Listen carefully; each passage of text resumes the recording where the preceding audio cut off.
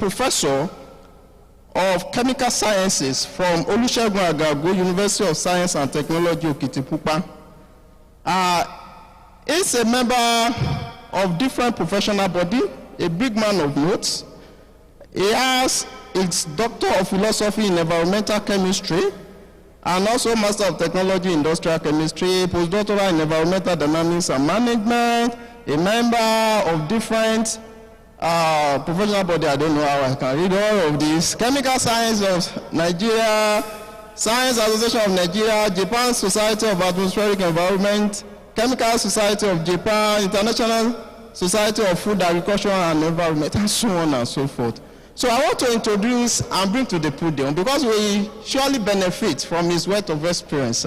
So in person of Professor Ile Mubayo Oguntimehin, you are welcome, sir.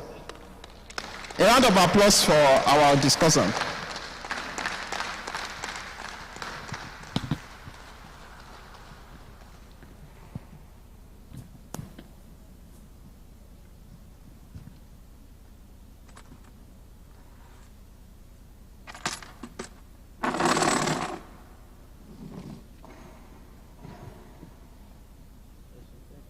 Good afternoon, everyone.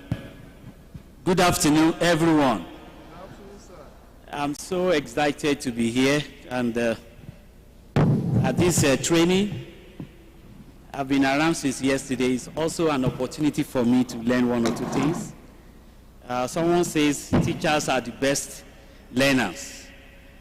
I want to appreciate the management of the university, especially the Vice Chancellor and the Deputy Vice Chancellor for Academic Research and Innovations. I want to also recognize very highly the presence of Professor Abiodun Ojo, the Provost for School of Postgraduate College, Provost, School of Science. I want to thank everyone for coming to this session, this breakout session. I'll be speaking on transformation and teaching, transformational teaching and learning, case studies and experiments in pedagogical practice, as shown on the slide here. I have a preamble. As a preamble, education is not only teaching us what we do not know, but is to make us behave in a way we have not been behaving before. That is credited to Oscar Wilde. And a lot of speakers, earlier speakers, have also mentioned something like that, that the transformation aspect of education is more important than also the teaching. First century cannot rely on the technology for teaching that is 20th century. So that means the need for lecturers to grow with technology. Pedagogy is different from curriculum. Thank God for NUC for giving us the curriculum and moderating this one across all the universities in Nigeria. Well, for my university, for this session alone, we have 3 different curricula. There's a special one that they call CC Mass. Then we have B Mass, because we're also transiting from a 5 years program to 4 years program. So we have 2 BMAS, the BMAS, one for 4 years program and another one for 5 years program. But that one has been said, if we all have the same curriculum, assuming you give the same curriculum to 2 different teachers, would they be able to impart knowledge the same way? No. And that's what brings about the idea of pedagogy, the method by which the curriculum are being taught in the universities. And well, many schools of thought concerning pedagogy, the generic pedagogy of the opinion that some are teachers-oriented, some are also student-oriented. And later we have the signature pedagogy. And I think the latest is the transformational pedagogy. That's the transformational teaching and learning. And after that one, we have the transformational leaders. So the transformational students that are taught in a transformational way will end up being transformational leaders.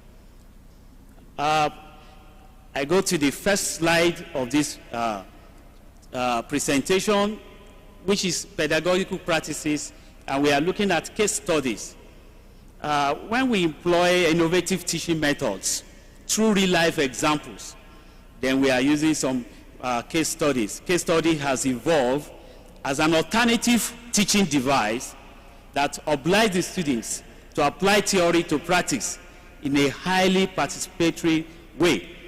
Often take it as units and not the individual student body group. Also, we can define case study as the name that is applied to any teaching method that on the basis of some details or stylized, please can you move to the next slide? Yes, on the basis of detailed or stylized representation of reality, we invite students to take or advocate decisions singly or in group. And as a rider, we might add that the creation of such material relating to the real world suggests a research capability of some sort. On the next slide, here I show the types of case studies that we can have. We have the explanatory case study, we have the descriptive case study, we have the exploratory case study, we have the intrinsic case study, we have the collective case study, and the instrumental case study. The case study as a teaching method, how do we use it? How do we use case study as a teaching method? No single case study is likely to facilitate the practice of all the activities that lecturers may want their students to know just in one single case. So, but the cumulative use of case materials together with discussion in a variety of different types of group is likely to be effective.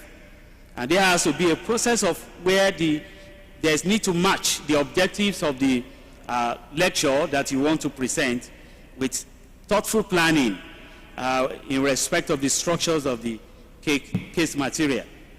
Does that mean that case studies can replace lecture? No. The speaker yesterday, I think at the section, the second section, mentioned that lectures remain the fundamental method of imparting knowledge. So it's not that case study can replace lecture.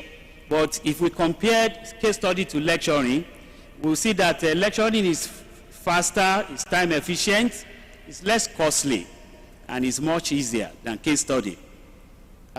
Whereas case study is effective, but it demands some initial knowledge acquisition. Then the lower trainees' feedback and participation and motivation is experienced in lecture, because when you stand before students and you impart lecture, except you ask questions, there is nothing that we ask. Well, after delivering your lecture, you ask student questions. So there is no occasion that students will think of any questions of their own without being asked. So their participation level is low. Case study is of higher cost. Forgive that spelling of higher cost and implementation time. Without wasting time, I move to the next slide. In the university, there are other small group teaching methods that are not case study, but can be used during case studies. I want to run through some of them briefly. Brainstorming, is an intensive discussion in which spontaneous suggestions as solutions to a problem are received uncritically. You can underline the word uncritically. What is the motive of doing that, or the objectives of brainstorming? Well, new ideas, you look for new ideas. Then sometimes brainstorming can be problem solving, and also it helps in decision making. Then you also have boost groups, where you have 2 to 6 members of the class, of the students, that you ask them to discuss issues or problems for a short period within a lecture time. So the objective of doing that is you are training them in the discussion, and then also you foster group cohesion and the consolidation of memory by the rehearsal of facts, learning of terminology by use, then creating arousal and making sure that they are live during the lecture. Then we have case discussion, Real or simulated complex problems are analyzed in details for students to suggest their own suggestions or decisions. The objective is studying complex interrelationships and the applications of some principle. If you are looking at that, you can bring out case discussion for students. Then we have free group discussion, a learning situations in which the topic and the directions are controlled by the student group. The teachers just there, you observe and you take notes. So what are the things, the objectives when you want to see changes in attitudes, feelings, human awareness, and the new ideas also. Then you have group tutorial. The topic and the general direction is given by the tutor, by the organization or content and directions of the discussion depends on the student. So what are you testing here? You want to test understanding and thinking at all levels. The next slide, the list of the groups continue. We have problem-centered group. Here you have about 4 to 12 in number, and the specific task is just to discuss. So what are the skills you are looking at? The evaluation, you're also using it as decision-making. Then you also look at the analytical thinking and application of some principles. We have seminar group discussions introduced by the presentation of an essay or other work. Critical thinking also is assessed, ability to present an argument, thought at all levels, also examined. Then we have simulation and games. There are some times that you can bring out some simulation, especially for those in engineering, and some games too, games that can be of interest and that we teach new skills and knowledge to students. So teaching in which a real situation is duplicated in its essential features, perhaps in the form of games or a problem. Participants adopt an appropriate role. You look at empathy, you look at well-awareness, self-awareness, you look at attitude change and vocational skills. And second to the last on the list here is syndicate method, where teachings where the class is divided into groups of about 6 members who work at the same time on related problems with intermittent tutors contact. Then they write a short report of the appraiser of the class. So everything is put together. So what you're also looking at skills in syncing and organizing information. And lastly, we have synetics, development of brainstorming in which special techniques such as switching group members from diverse backgrounds are used to produce a creative solution to the problem. This synetics was used sometimes in Bradford, I think in the Department of Administration, as early as the 1930s, where a group of students from different nationalities were brought together to discuss issues pertaining to their country, and at the end of discussion, they were able to bring out a unified report on the topic given. I want to talk about seminars because I know that in the curriculum that we have been using in our universities, there are some particular instances where students are asked to deliver seminar. The seminar topics are given to students, mostly maybe when they are in their 3rd year or 4th year before the project. It's different from the project seminar. We call it, I don't know what is being called in Abua, they call it course seminar. And many a times, from my experience while I was in Japan, I discovered that seminar giving is a regular activity. We do it monthly there. It's not only at the 3rd year or the project seminar. And the essence of doing it monthly is that postgraduate students teach. They deliver their own seminar in the presence of 4th year, because the system in Japan is a bit different from our system in Nigeria. And that was the system I also wanted to adopt when I came back immediately to Nigeria from Japan. When students are in their final year, they are attached to their supervisors or professors who owns the laboratory. The laboratory system is not the department system. They don't run the department system in Japan. They run the laboratory system, where the professor heads the laboratory, and we have other members of the department, of the laboratory there. So when students are attached to a professor, the 4th year, they already have a seat or an office in his big office where they come to school and sit down. So, and that is actually part of what we are discussing here today. They are more exposed to seminars and practicals, because since it's monthly events, so during the time they are in the 4th year, they would have seen some of their, we call them senpai. Senpai means seniors. So if you are in the 4th year of the undergraduate, your senpai is someone in the master's. And if you are in the master's program, your senpai is someone in the doctoral. So they would have seen them presenting seminars. The style of presentation, they would have unconsciously, they are already learning how to present an acceptable seminar. So it's not that they will just ask them to come, like we do here. We just give topics to our students, and maybe we train them or we don't train them. Some lecturers don't even have time to interact with them, and we ask them to come up and deliver seminar. So I learned that it is very good that they are exposed to seminars early. There another thing, I know that SciWest program, when students are asked to go on SciWest program, when they come back, they are also asked to deliver seminar. I think that is the system also for our board. They present seminar of their experience at the industrial base. That is industrial based experience. They come back to school and present their seminar. So the project topic in most cases are not related to the seminar topics that students are giving. And from the experience while I was in Japan, the seminars topics are usually related to the student project that they will do. And how do they get the seminar topics? They would have reviewed publications in that area of research. They would have downloaded a lot of those publications and reviewed them.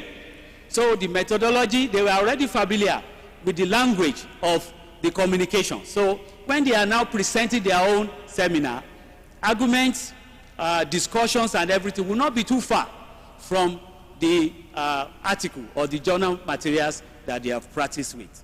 So in case studies too, like I will show later for a chemistry example, most times we can use a form of seminar or brainstorming as a case study. So I'll move to the next slide. Why use case study? We use case study to encourage students in research and reflective discussions. We use it to encourage higher order thinking. We use it also to facilitate creative problem solving, which allows students to develop realistic solutions to complex problems. They also develop the student's ability to identify and distinguish between critical and extraneous factors. It enables students to apply previously acquired skills, and it also creates an opportunity for students to learn from one another. I'm not going to treat this slide because while I was preparing this slide, I took examples from different disciplines. This particular slide is about Harvard case method, which we are not going to. It's examples and definitions from teaching practice. So because we are science and we are engineering, so we don't need to go to that example. So can you just flip that slide, please? The next one too, you can just flip that.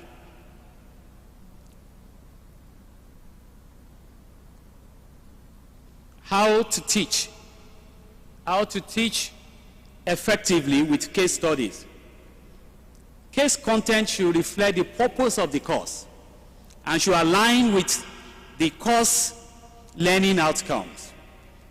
Other teaching strategies and assessments in your course or program also should align with the case you are using. So you can use complex case that requires multiple perspectives, just like it was given as an example to us yesterday. Then you can also assess the process of analysis, why not only the outcome. Then you can use variety of questions in case analysis. Of course, I said if you are using Harvard Business School's case method, which is there are a lot of questions that you need to ask.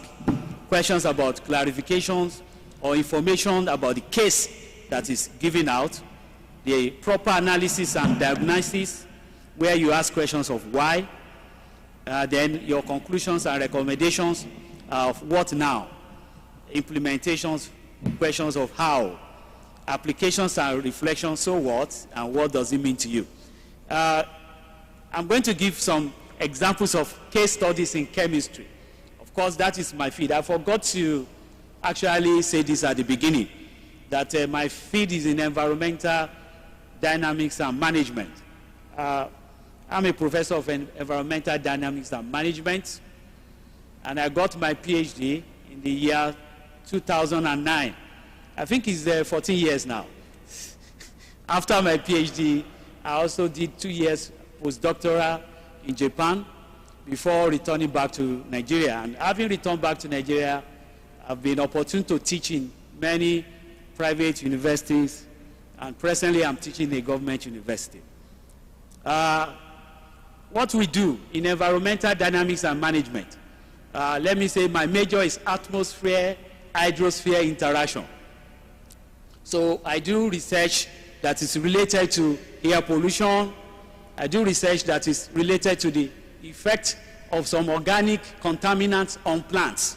And majorly, I have also worked on heavy metals on plants. So now I combine the two, organic contaminants, heavy metals, the two.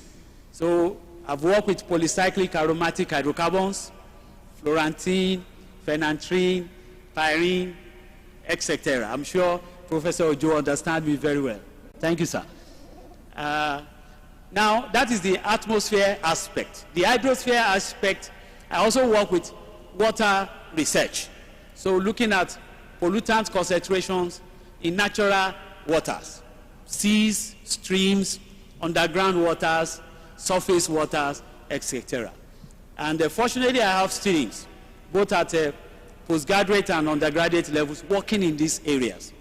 And my main purpose is to actually mentor them.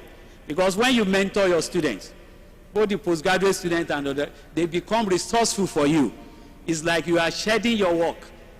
So the method I learned when I was in Japan, the senpai teach the lower students. So I was introduced to the laboratory by a postdoctoral student who was a Japanese. So after some time, he handed me over to a D3 when I was, because I did research student for 1 year before I entered into the doctoral program per se. So during the the first one, D1, it was the postdoc that took over. After 9 months, D3 took over. So those are my senior. So they were the one that took me to the field, exposed me to the experiments that were conducted, reason for conducting them, and encouraged me. So when you invest and you train your postdoctoral students, your mind will be at rest that 50% of the problems that the undergraduates will bring to you can be solved by them. So you just guide them. And when you guide them, many a times they will on their own interface with your postdoctoral students and learn. So it's very easy for you when you mentor a student. So the example I want to give here, this example is in Uzbekistan. The case history, let's listen to the case history. I'm sure that all of us are science-based, we can follow. Uzbekistan is rightfully proud of its underground resources. Almost all elements of the famous periodic table have been found here.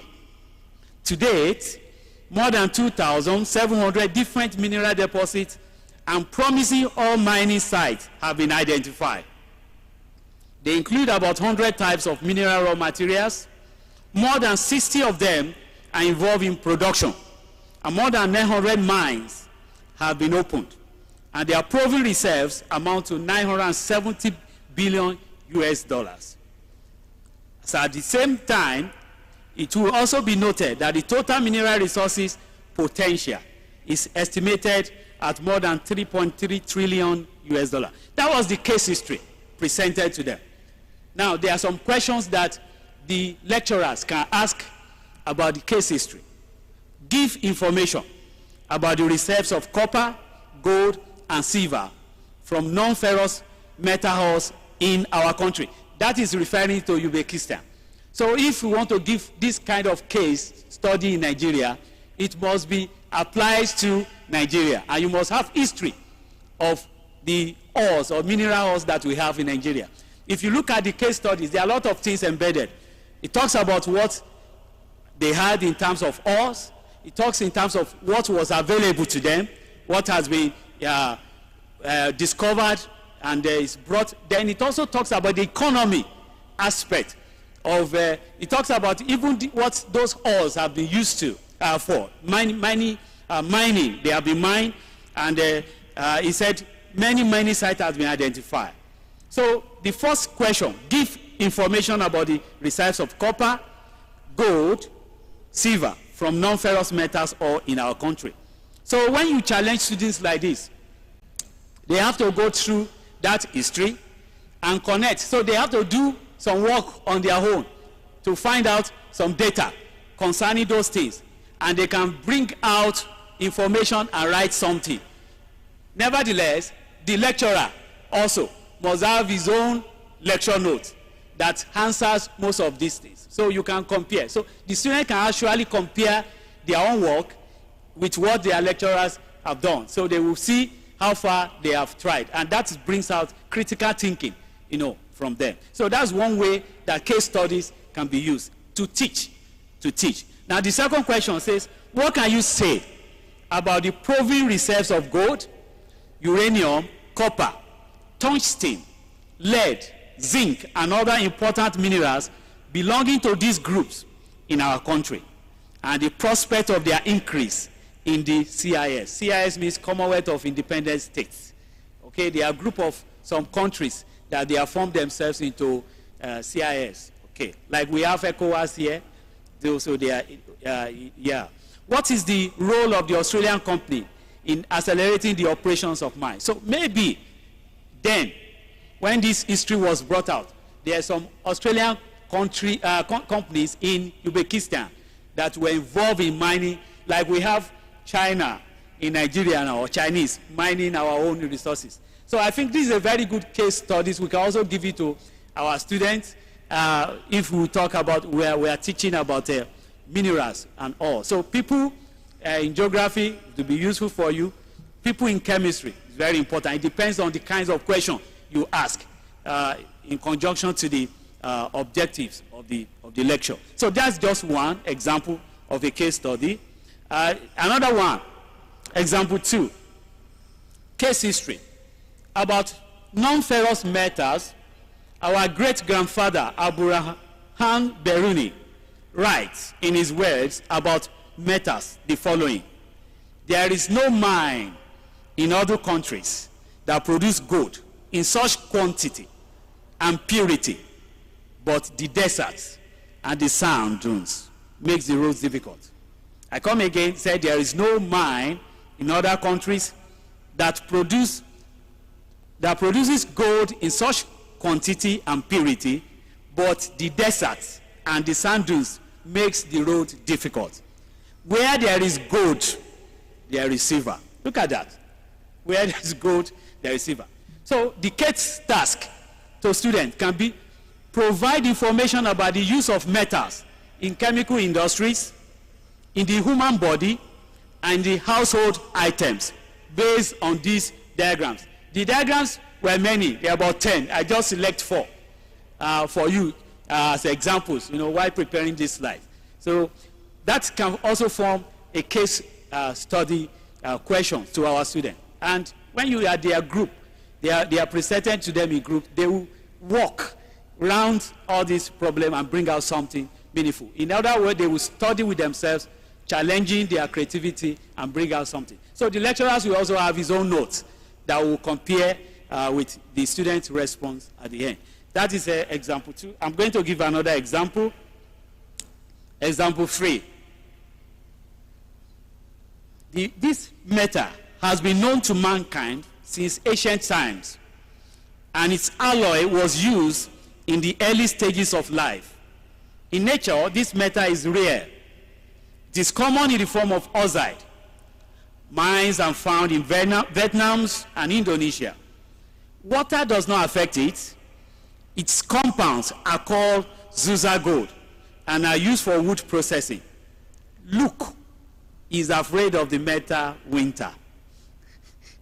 Now, these are the questions. And you can also use brainstorming method for this one. Do you know the element known to mankind since ancient times? Define the alloy known since ancient times. What metals are found in Vietnam and Indonesia? What is Zusa gold? Find out which metal is afraid of winter. You know, these are just examples. I'm just giving these three. We have many that can be given, especially in engineering. Yesterday, the issue of failed building was discussed.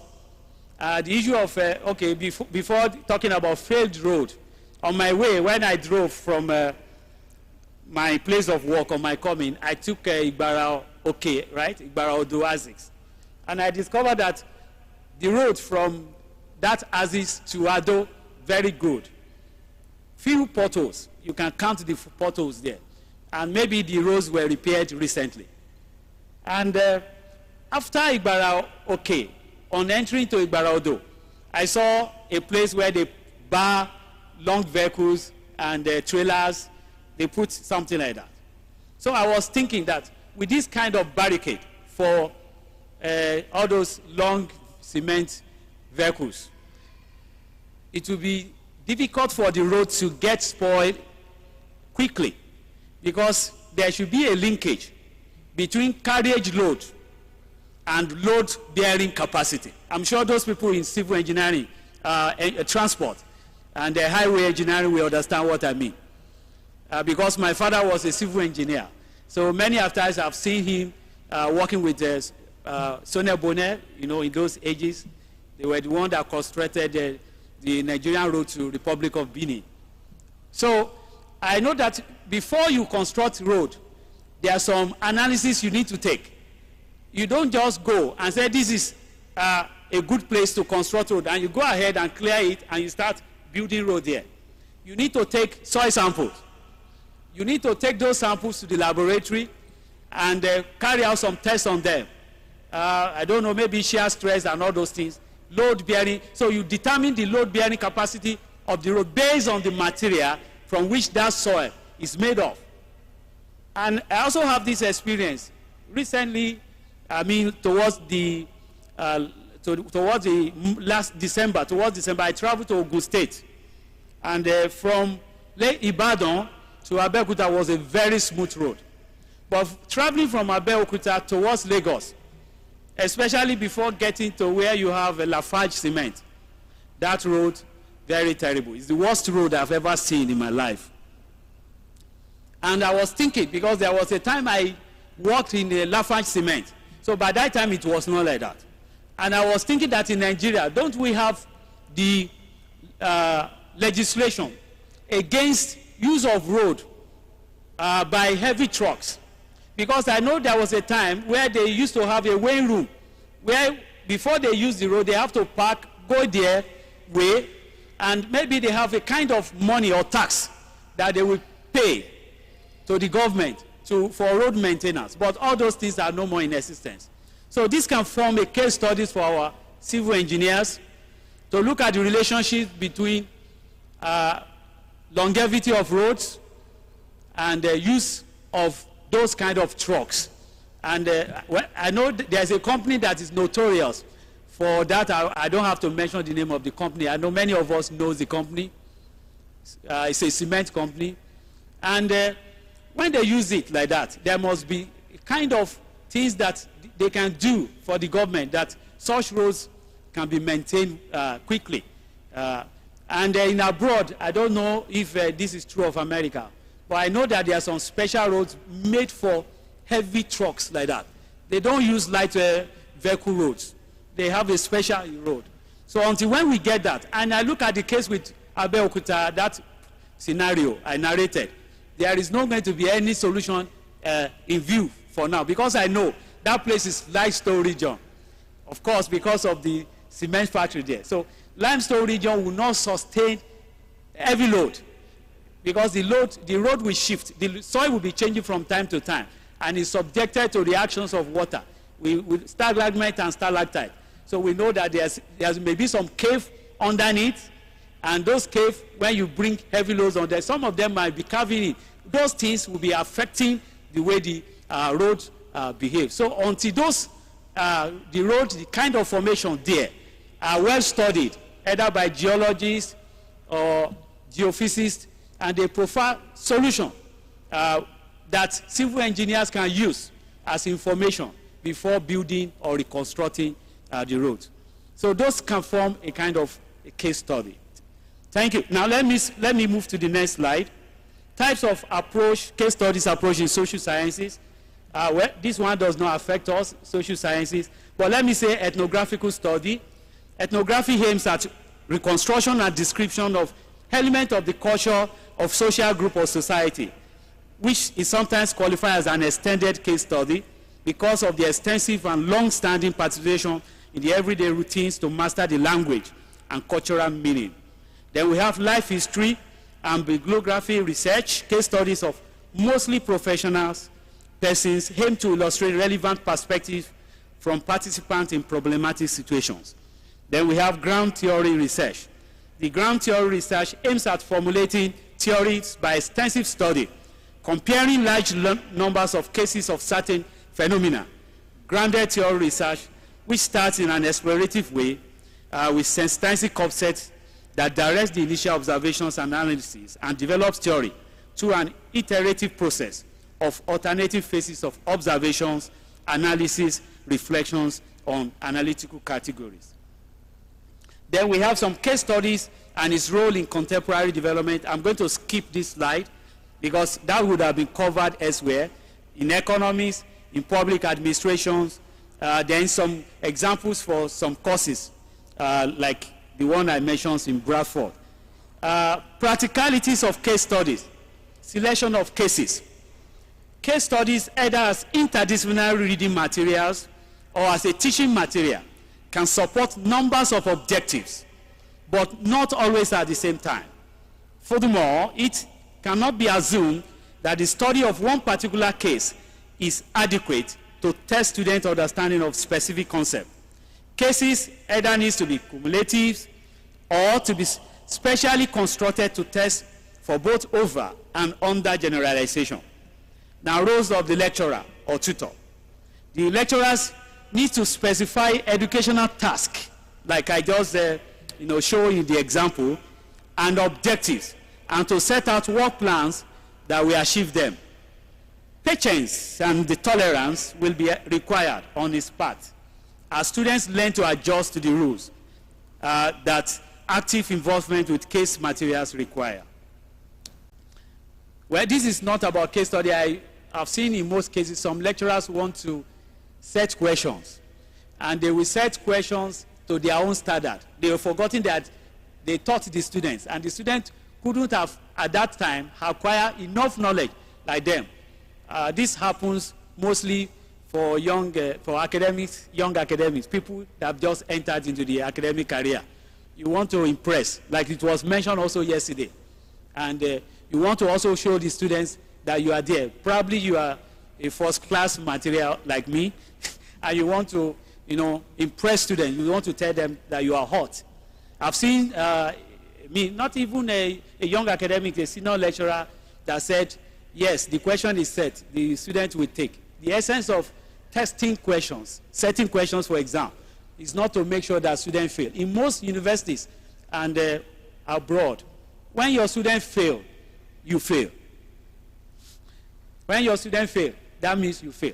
It's not that some students will not fail, but if you look at the percentage of failure, if you have less than 45%, it shows that something is wrong. Either the course material you gave, either the method you use in teaching and interacting with them, or the question you set.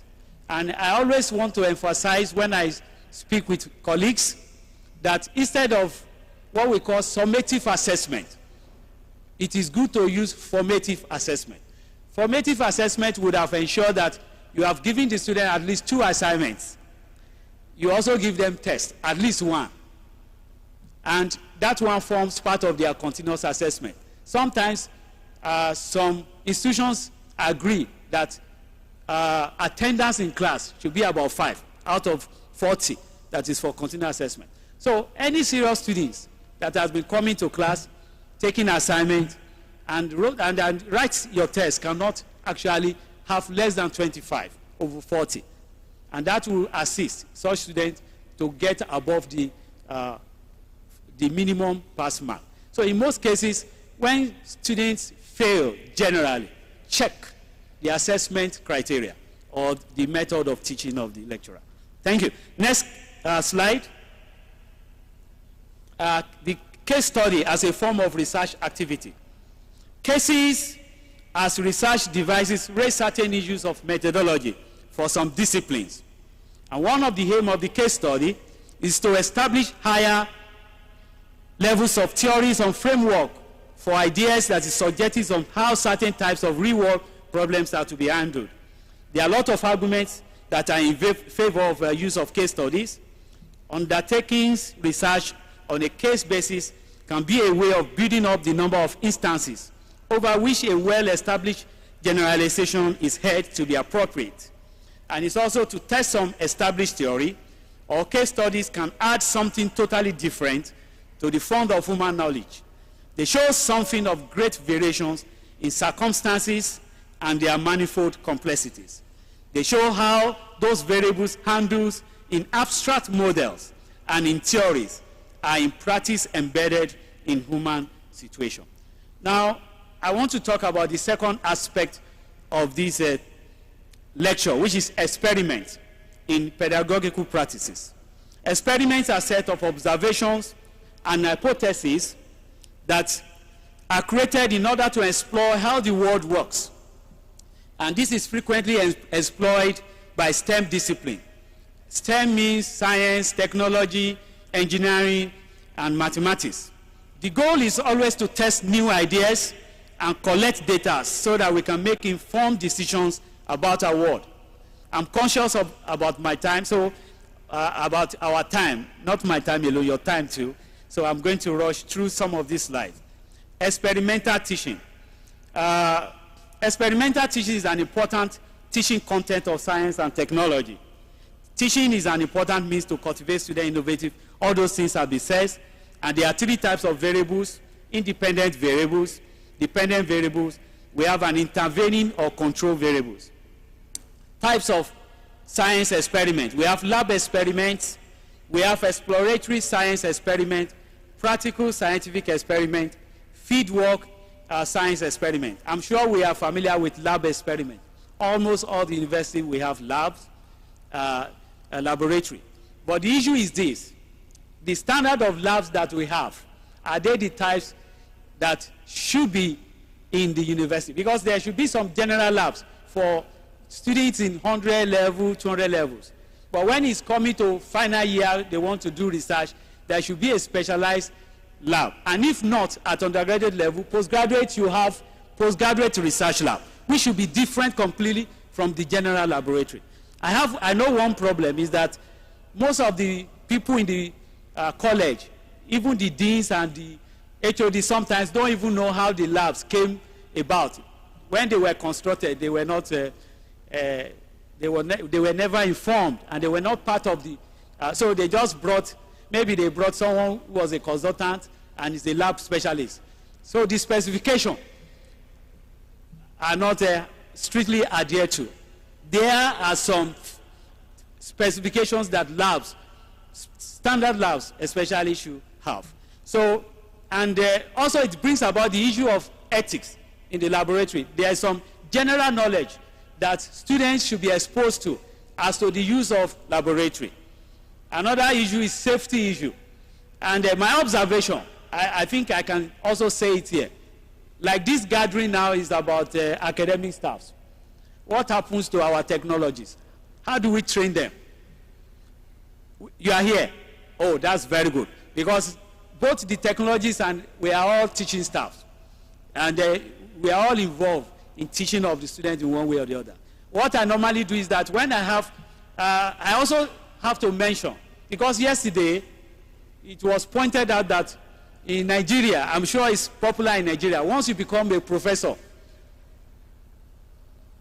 you think that is the peak. But in the research, that's just the beginning. That is just the beginning. The real word is mentorship. In Japan, where I studied, the numbers of postgraduate students that you produce would define your hierarchy in professorship, especially doctoral students. If you, the number of doctoral students that you have been able to graduate. And they are the ones that celebrate. Here, when doctoral students defend, they are the ones that will come and bring food. But over there, while I was in Japan, it was the professor of my professor, because he was still alive. He was the one that came to celebrate me. So that is, you know, that's the kind of mindset that is different from ours here. So the lab is also very important. And that is where experiments are conducted. There cannot be any proper research without experiment. So we should introduce our students. When I have undergraduate students, many a times I have to put on my laboratory coat and demonstrate. I'll take them. I call the technologists together. I bring them, brief them on what we want to do. Then I will demonstrate it, do 1 or 2 experiments, run it for them. Then I hand over to the technologists to help me.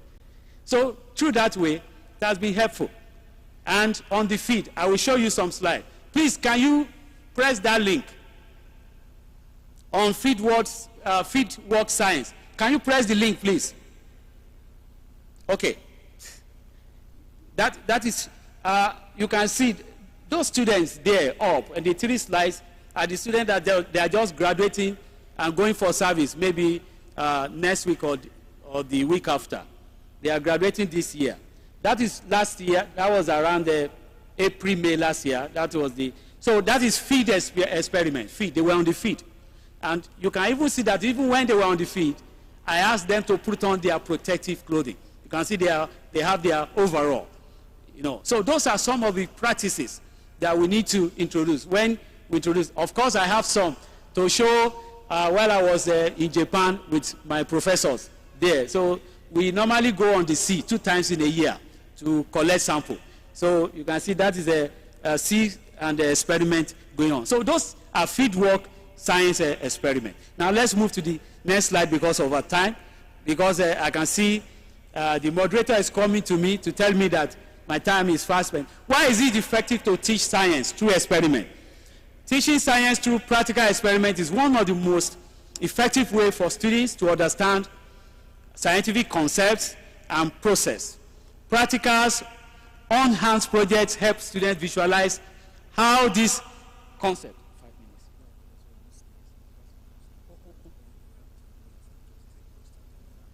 All right. Okay, I should allow them to go first before I take questions. Okay. So I'm rounding off now. I'm rounding off. 26 out of 36 slides. So it is, why is it effective to teach science through experiment?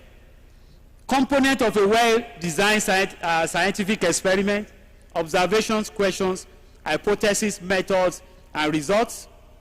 Major characteristics of experiments, benefit of science experiments, advantages of experimental research, limitations of experimental research. Sometimes results are highly subjective due to possibility of human error. Experimental research can create situations that are not realistic. It is sometimes time-consuming process. They may be ethical, or there might be ethical or practical problems with variable control. Experimental research may not provide actual explanation. External variables may not be able to be controlled. Participants can be influenced by their current situation. Manipulating variables isn't necessarily an objective standpoint. Human responses in experimental research can be difficult to measure. Before, even if I'm going to round off very soon, I have to mention this. It was mentioned yesterday that even in research, in the conduct of experiment and research, integrity is very important. We have seen, I don't know, I'm not going to mention, I don't think it's possible here, but you have seen many a times where colleagues will tamper with their data. They will look at publications that have been published elsewhere, And when they have the result, and their result does not tally very well, you see them manipulating. That is unethical. It's not acceptable in scientific research. You don't know. Maybe what you think is wrong is the right thing. Or if it is even wrong, you need to ask whether you need to repeat it or find out why those things are not as coming out as expected. Differences between case studies and experimental learning methods. And my experience. This short experience is a story, small story. I'm not going to. This one, when I work at Elephant Cement, I told you, it's now Lafarge Cement. That is the one at Ewekoro. If you have been at Ewekoro, you have seen it. There is a conveyor belt that runs across the road from the overbody site. From the overbody site is where you have the calcium carbonate deposit. That's where you mine it from the hard surface and you bring it up to the other side, which is the real company, where all the processes that leads to cement take place. One important day, when you make cement, is the calcium carbonate that takes larger percentage, about 65 to 75% of cement is calcium carbonate. But you add other materials to it. The material that is closely used is called shale. So on that particular day, there was no shale. So it was suggested that we use another material. That material is called red alluvium. But one of the things that we used to know, because you need to make a slurry, it is the slurry that you pump to the slurry tank. After the slurry tank, you now dewater it. It's from a cake. It's the cake that you now send to the kiln. From the kiln, clinkers are formed. When clinkers are formed, you now send it to the cement silo where you had gypsum, which is calcium sulfate with it, and cement is ready. So if the percentage of calcium carbonate is not correct, you will know when you test the viscosity. There's a viscosity meter that we use to test the viscosity, because you need to know viscosity before you pump it. If the viscosity is not within range, if you pump it, it may either settle inside the tank and will not be able to be pumped out to get to the cage level. So that particular day, we have done all we could. And all the normal experiment that we need to carry out has been carried out. In fact, I was the one that measured the viscosity using the viscosimeter. Lo and behold, after about 3 hours of pumping it, we discovered that the slurry could not pass to the slurry tank. What actually happened was that the pipe has been blocked. So then, you know, we were supervisors in the company. So my manager now called us. We were 3 working with him. He said, what could have been the problem? Go and research it. Find out. Because everything that we need to do was okay. The calcium carbonate content, the same with what we have been using before, viscosity. Then I remember that when we were in the university, there was a course that we were taught on rheology of materials. I discovered that having mixed red alluvium instead of shale with the calcium carbonate, which is the limestone, it has modified the properties of the flow of the slurry.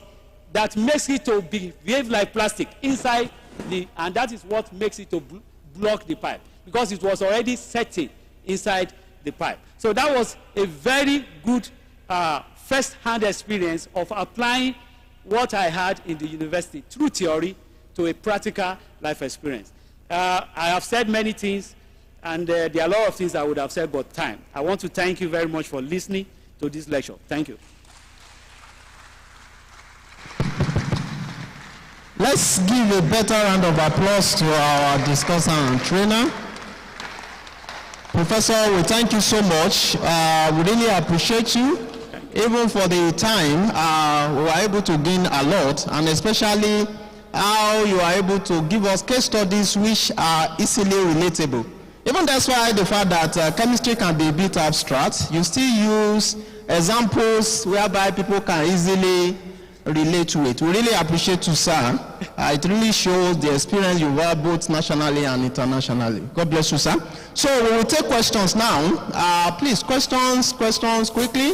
We are trying to fast track the whole process because of our Muslim brothers. They will need to go for prayers anytime soon. So please, questions quickly, 1 or 2 questions. Questions.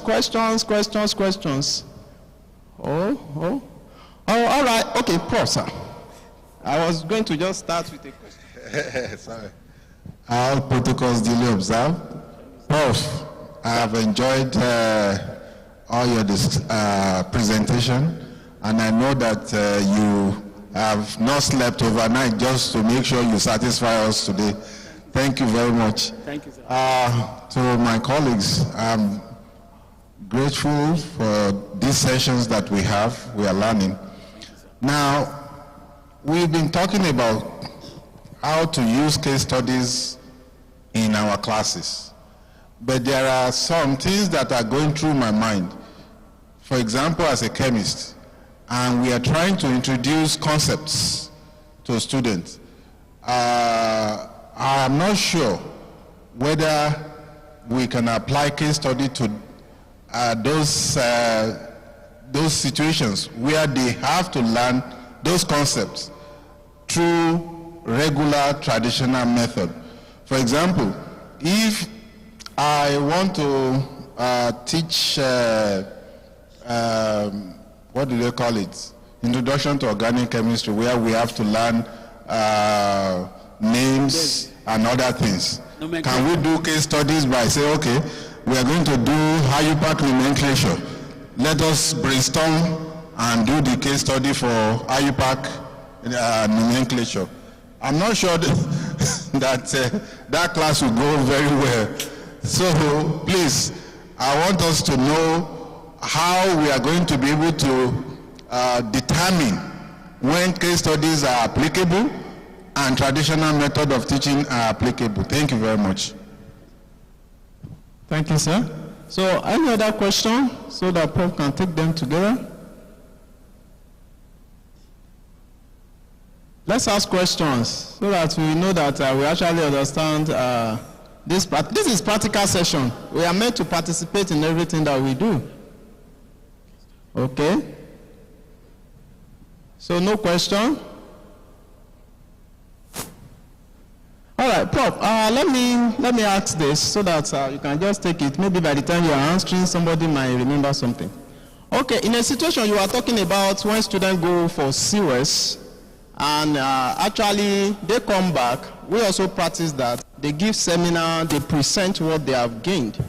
So we see situations whereby few students, especially I'm in engineering, and we know that it also happens in sciences, that by the time they come back, because the way the program is structured, we don't really have so much of opportunity to actually place them in different places we want them to actually perform that particular process. So some students will come back, and by the time they are making presentation or in their report, we find out that they didn't actually do that program in an area whereby we will have expected them to do. But because this is going to be assessed retroactively, so there is no way to say you have to repeat this or you have not done that. In this kind of scenario, I want to ask, okay, so what can be done in that part to ensure that that particular student at least we still have to gain what is expected to gain? So I just want to say that. Thank you. Do we have any other question? If we don't have any questions, so Prof, we can just go ahead and answer those two things. Thank you. Thank you. Maybe I should answer Professor Ojo's, my Oga's question first. Sir, it is not all teachings that you can use case study. Like the one you mentioned that has to do with nomenclature. Nomenclature has to do with naming. There's a systemic naming system. But what you can do to make it lively in class, you can bring it up in the form of a game where you write structures and the names that the structures, and you just do it and students can pick it up. Those, normally I do it in class, I would divide the class into two. So they will answer, so when you answer, I credit to your, just to make fun, but it's a kind of game, which is also different from the normal lecturing. After you must have taught them the principle of nomenclature. So because that's a principle. So if it is this on the left, on the right, they need to have that one first. Yeah, so I think it's part of the things that case studies it depends on initial learning of students. Okay. Then coming to the second question, sir, there are a lot of processes that goes into student going for attachment or trainings in company. There is I know that departments normally have their own coordinators that is linked with the university, because I was science director before, so I know this. At each department, you have coordinators that liaise with the university and give information. And when students want to go, when they seek placement, there are some placements that are not suitable for their discipline. It is better to turn such students down initially before they proceed long on such. They can also look, but if on the event that the department is not aware of where they just came back with the report, then let them present, because you will always ask them the chemistry, if it is chemistry, or the engineering in what they are presenting. But you will still assess them all the same. Because there are a lot of things that we assess during seminar presentation. I think that is why it has criteria. Dressing is there, how composed, then ability to answer some of the questions thrown to them, then content. So that student will fail in content. But we still pass.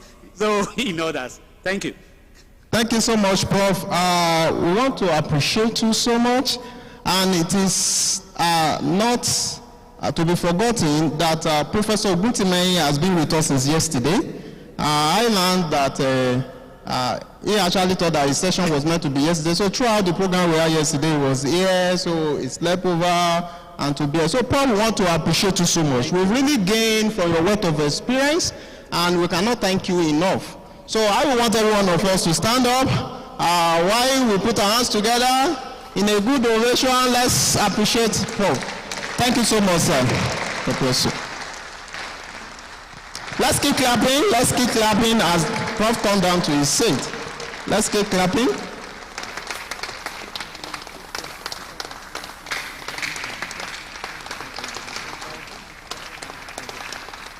Let's keep clapping. Let's keep clapping. Prof, we appreciate you so much, sir. God bless you.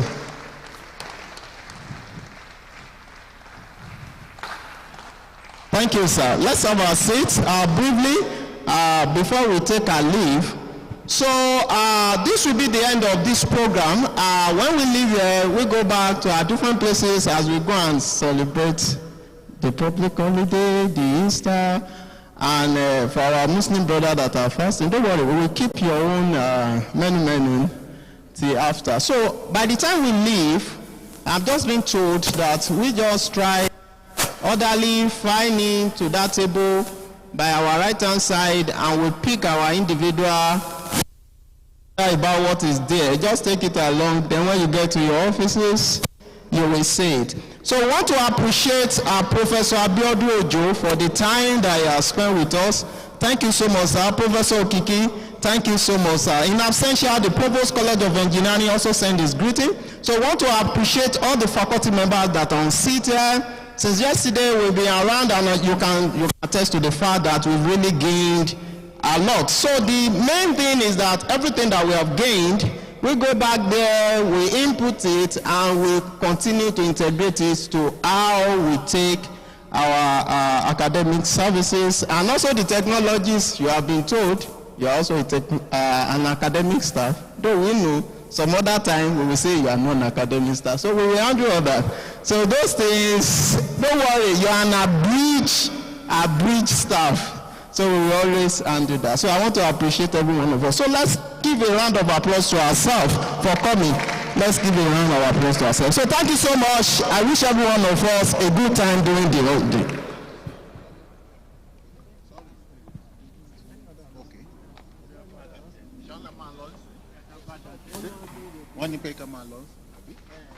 Okay.